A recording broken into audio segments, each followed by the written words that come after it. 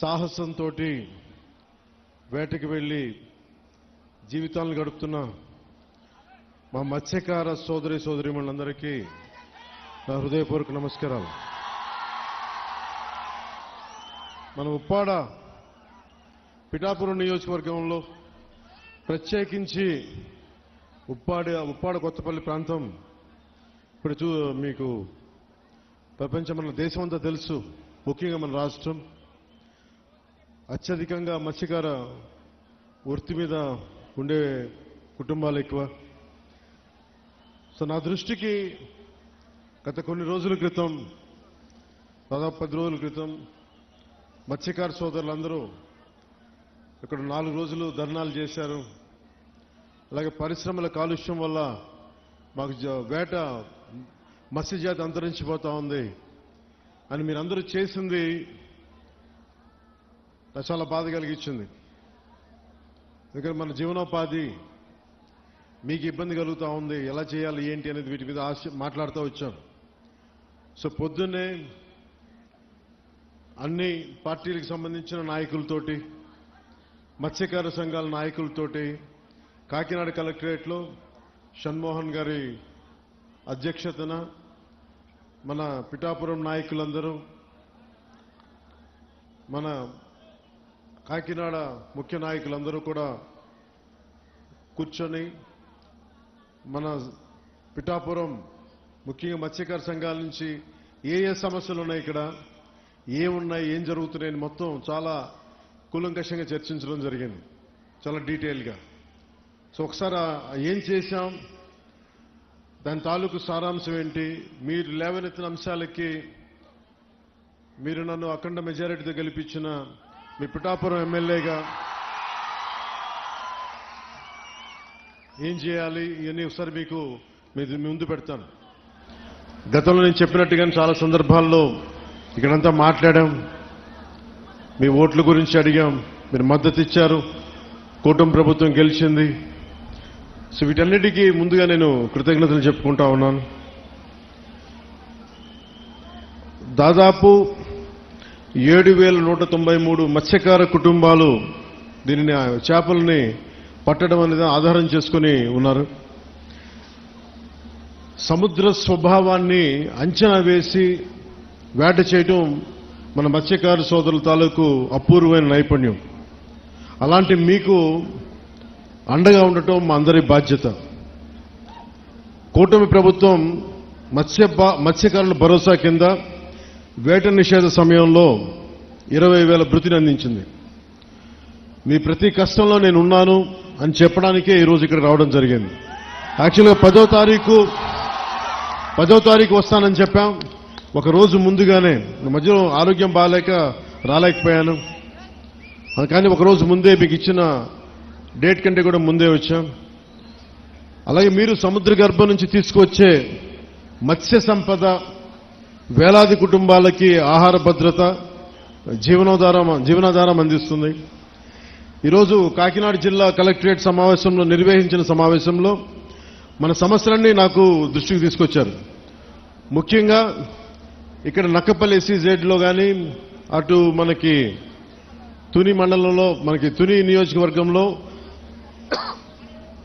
అక్కడ దివీస్ ఫ్యాక్టరీ కానీ,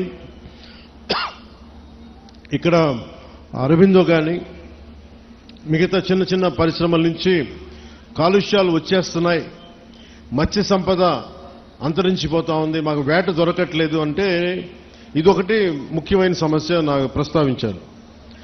2, ఎక్స్గ్రేషియా సముద్రం వేటకెళ్ళినప్పుడు ప్రాణాలు కోల్పోయిన కాకినాడ జిల్లాకి చెందిన 18 మంది మత్స్యకార సోదర కుటుంబాలకి మా ఎక్స్గ్రేషియా అందలేదని చెప్పారు. వెంటనే ఈ రోజునే నేను స్వయంగా 5 మందికి ఇప్పించాను. మిగతా 13 మందికి, దాదాపు 18 మందికి 5 లక్షల రూపాయల చొప్పున 90 లక్షలు వారికి వెంటనే మంజూరు చేయడం జరిగింది. సో ముందుగా ఈ సమస్యని ఒక మంచి శుభంతో మొదలు పెడదామని. ఒకటి, పొల్యూషన్, మన చేపలు మత్స్య సంపద కొంచెం దెబ్బతింటా ఉందని అదొక దృష్టికి పట్టుకొచ్చారు. 2, మన అమీనాబాద్ హార్బర్లో ఈ డిజైన్ లోపం కారణంగా మనకి రాళ్లను తాకి దెబ్బలు మనకి పడవలు దెబ్బతింటా ఉన్నాయి, వాటికి వలలకి చిక్కుకుపోయి ఇబ్బంది అయిపోతా ఉంది. అదొక రెండో సమస్య చెప్పారు. అలాగే మూడోది ఉప్పాడ సీ ప్రొటెక్షన్ వాల్ గురించి మాకు ఇంత జరుగుతూ ఉంది, దీనికి మీరు ఏం చేయబోతున్నారనేది.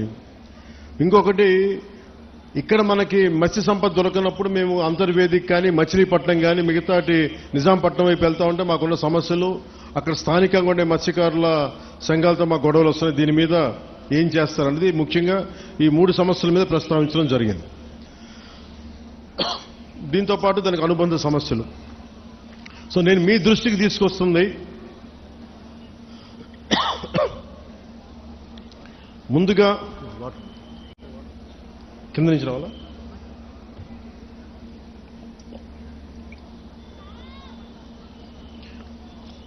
ముందుగా ఉప్పాడ సీ ప్రొటెక్షన్ వాల్ గురించి మేము మీకు మాట ఇచ్చాం.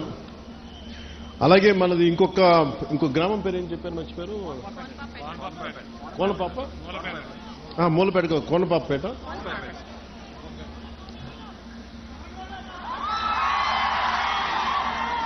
సో ఉప్పాడ రక్షణ గోడ, Uppada sea protection wall. Last time మనం ఇక్కడికే వచ్చాం. అలాగే మనకి సెంట్రల్ నుంచి కోస్టల్ రెగ్యులేటరీ జోన్ అథారిటీ వాళ్ళని పిలిపించాం. సో పిలిపించినప్పుడు మనం పంపించిన ప్రతిపాదన 323 కోట్లతోటి రక్షణ గోడ నిర్మాణానికి కేంద్ర ప్రభుత్వం సానుకూలంగా ఉంది. అలాగే దీనికి సంబంధించి ఈ నెల 14వ తారీఖున కేంద్ర గృహశాఖ కార్యదర్శి ఆధ్వర్యంలో ఢిల్లీలో ఈ మీటింగ్ జరగబోతా ఉంది. నేను వారికి ఒకటే తెలియజేశాను, దాదాపు ప్రపంచం, మన దేశంలోనే చాలా అరుదుగా ఉండే చోట్ల, ముఖ్యంగా ఉప్పాడ తీర ప్రాంతం సంవత్సరానికి 20 నుంచి 25 మీటర్ల కోతకు గురవుతా ఉంది, ఉన్న ఇళ్లు పోతా ఉన్నాయి. అందుకని సీ ప్రొటెక్షన్ వాల్ చాలా అవసరం అని చెప్పి ప్రత్యేకంగా చెప్పడం వల్ల ఇది మనం మన సెంట్రల్ హోమ్ మినిస్ట్రీకి చెప్పడం జరిగింది. ఇది 14 మీటింగ్ జరుగుతారు. ఇది నేను మీకు మాట ఇచ్చాను మొన్న ఎలక్షన్ టైంలో కూడా, ఇప్పటికీ నేను మీకు మాట ఇస్తున్నాను. ఆల్రెడీ 14వ తారీఖు అయితే 323 కోట్ల రూపాయలు కాబట్టి ఇలా చేతిలో మంత్రదండం ఉన్నట్టుగా వెంటనే ఇలా నేను చెప్తే అయ్యేది కాదు. ఇది చాలా లేయర్డ్గా జరుగుద్ది. సో మొదట 2 మీటింగ్లు అయినాయి, ఇప్పుడు 3వ మీటింగ్ జరుగుతూ ఉంది. ఖచ్చితంగా నా నమ్మకం 323 కోట్ల రూపాయలు కేంద్ర ప్రభుత్వం మనకు సీ ప్రొటెక్షన్ వాళ్ళకి ఇవ్వబడుతుంది. ఇది నేను మీకు మాట ఇస్తున్నాను. నేను కింద పడతానో మీద పడతానో ఇబ్బందులు పడతానో, నేను మన కోసం, మన మత్స్యకారు కుటుంబాల కోసం, మన ఉప్పాడ తీర ప్రాంతం కోసం, మన పిఠాపురం కోసం నేను మీకు మాట ఇస్తున్నాను. ఉప్పాడ సీ ప్రొటెక్షన్ వాల్ ఖచ్చితంగా నిర్మించడం జరుగుద్ది. దానికి నిధులు కూడా ఎలాగ మనకి కేంద్ర ప్రభుత్వం నుంచి వచ్చేలాగా ఆల్రెడీ మనకి కేంద్ర ప్రభుత్వం సానుకూల తెలియజేశారు. కానీ అది 320 కోట్లు ఇవ్వాలా లేదా 250, వాటి మీద ఊగిసలాడుతూ ఉంది మనకి మాటలు. సో నేనేం కోరుకున్నానంటే 323 కోట్ల రూపాయలు మీరు దయచేసి ఇవ్వండి అని చెప్పి మన సాధక బాధలని వారికి తెలియజేశాను. అదొకటి. ఇవి కాకుండా రాష్ట్ర విపత్తు నిర్వహణ సంస్థ మరియు మహాత్మా గాంధీ జాతీయ ఉపాధి హామీ పథకం ద్వారా ఉప్పాడ నుండి కోనపాపపేట వరకు వచ్చే ఈ మన 5,65,00,000 రూపాయలతోటి తీర రక్షణ పనులు చేపడుతున్నాం. దాంట్లో భాగంగా పనులు కొంత ప్రారంభమైనవి. సో ఇది మీ దృష్టి కూడా తీసుకొస్తా ఉన్నాం. అలాగే మనకి మత్స్య సంపద వేరే చోట్లకి వెళ్తున్నాం. వీటన్నిటి గురించి మాట్లాడితే